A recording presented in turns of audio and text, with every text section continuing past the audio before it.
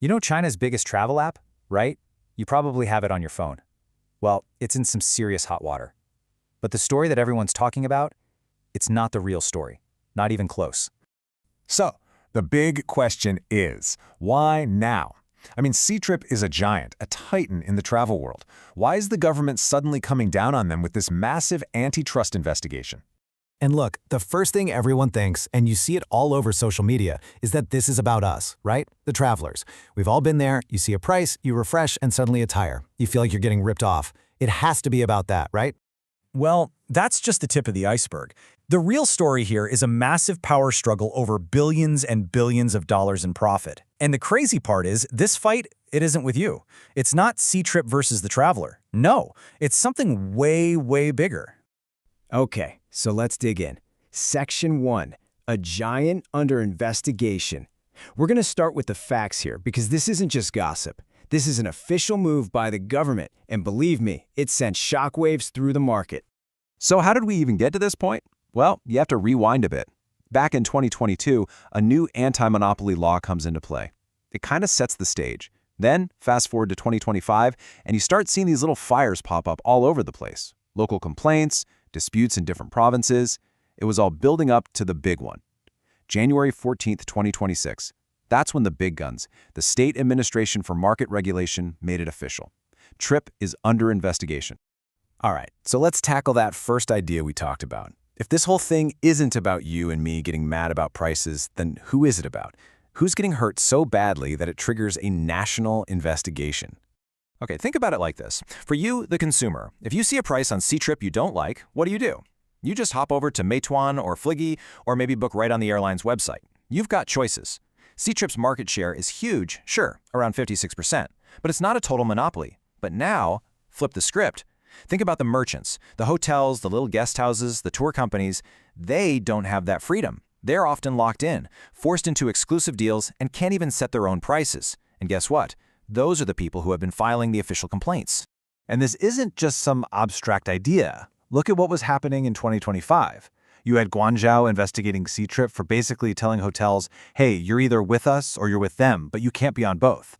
Then in Zhengzhou, the problem was Ctrip telling hotels what prices they were allowed to charge. And in Yunnan, you had an entire tourism association banding together to fight back. So you can see the pressure was really building from the merchants themselves. And there's this one quote from someone inside the industry that just hits the nail on the head.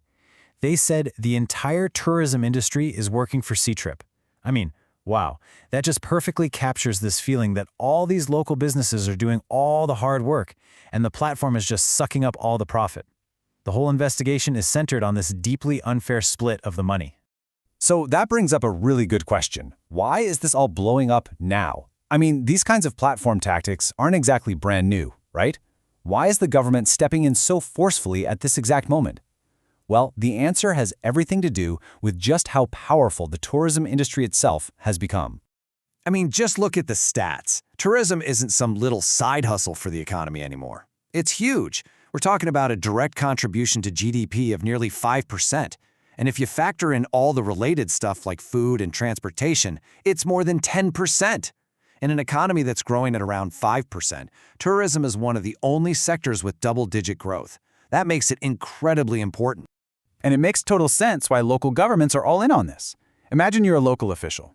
You could try to build a huge factory that costs a ton of money up front and you won't see a dime in taxes for years. Or you could invest in a local festival. That's way cheaper and you get cash flow immediately. Tourists show up, they spend money, boom, instant economic activity. For a government trying to grow without getting buried in debt, tourism is kind of a no-brainer. It's like this great metaphor I heard. Tourism used to be the side dish for the economy. You know, a nice little extra. But now it's the main course. It's the engine that everyone is counting on to drive growth. Okay, so let's put the pieces together. Tourism is now the main course. It's super important for local economies. But that brings us right to the heart of the conflict.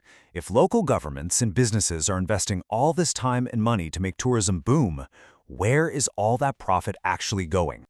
Okay, you might want to sit down for this number. Ready? 81.68%.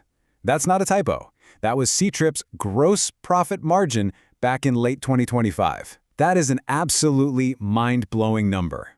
We're talking a level of profitability that luxury fashion brands can only dream of. So you're probably asking, how is that even possible? Well, it's basically a value siphon. Step 1, local governments and businesses pour money in to create cool tourist spots and services.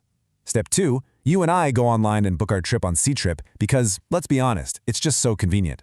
And then, Step 3, Ctrip takes its cut, and it's a big one. Commissions of 25 to 40%, siphoning off a huge chunk of all the value that was created on the ground. And that is the tipping point. You have local governments pouring money into tourism to boost their own economies, only to watch a massive slice of the pie get vacuumed up by a single platform. You can see why they'd finally say, nope, this arrangement isn't working for us anymore. At that point, a government crackdown was pretty much inevitable. So where does this all go from here? What does this investigation mean for Ctrip? And maybe even more importantly, what does this signal for all the other giant platforms that we rely on every single day? First things first, let's be clear. Ctrip isn't just going to disappear. They have this kind of secret weapon, what people in business call a moat, and that's its corporate travel business. We're talking B2B, handling bookings and expenses for over 15,000 big companies. That's a super stable, really profitable business that's very hard for anyone else to compete with. So they've got a solid cushion to weather the storm. This whole situation really puts Ctrip and frankly all of these super platforms at a crossroads. They basically have two paths they can go down. Path 1 is the predator. Keep using complex rules to maintain those insane profit margins. But that means being in a constant war with regulators and the public. Or there's Path 2, the infrastructure. This is where you accept that you've become essential, like a public utility. You lower your profit expectations, provide a steady service, and you grow with the industry instead of just feeding on it. And that leaves us with the big, final question. Because really, this isn't just about a travel app. It's about your food delivery app, your e-commerce site, all of it. When a private company becomes so essential to our lives that it's basically like a road or a power grid, who should get to set the price? Who ultimately gets to decide how much we all have to pay to use these new highways of the modern economy?